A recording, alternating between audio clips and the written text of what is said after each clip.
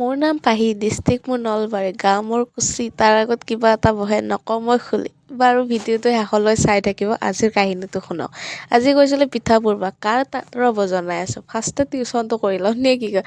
মই যি ঘৰ তাত টিউশ্যন কৰোঁ বৌহঁতৰ, আমাৰ খুৰীমাক পিঠা পুৰিব মাতিছিল আৰু খুৰীমাই অকলে অকলে থাকিব বেয়া পায় কাৰণে মোকো কৈছিল তয়ো থাক।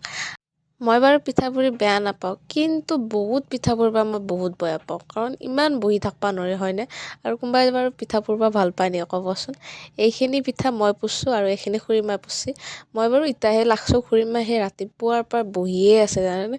আৰু এইখিনি গুড়া আছে আৰু তাৰ মাজতে বেপাৰী আহোঁতে মই এই টাৱাখন ৰাখিলোঁ আৰু খুৰীমাই কেৰাহীটো ৰাখিছে।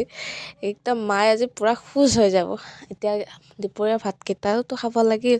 দুপৰীয়া ভাতত আছিল মাংস, চালাড আৰু বেঙেনা ভাজি। আৰু এতিয়া ডাইৰেক্ট আহিছে পিঠা পুৰিব, কাৰণ গধূলি হৈ আছে, 4টা অলৰেডি বাজিয়ে গৈছে। যদি পিঠা এইখন পুৰা নহয় তো সৰ্বনাশ হৈ যাব। মানে 2.5 কেজি চাউলৰ শেষে হৈছে প্ৰায়, এতিয়া আমি ক'ৰবাত 20খানমান পুৰিলে হৈয়ে যাব আৰু ৰাতিপুৱাৰ পৰা লাগি লাগি ফাইনেলি ৰাইজ হ'ল। এইখিনি সময়ত যে কি শান্তি পায়। মই পিছে বেছি পিঠা পুৰা নাই দে, খুৰীমাই পুৰিছে আৰু দেখছি গেছৰ পৰা ফুল তোলা গৈছে।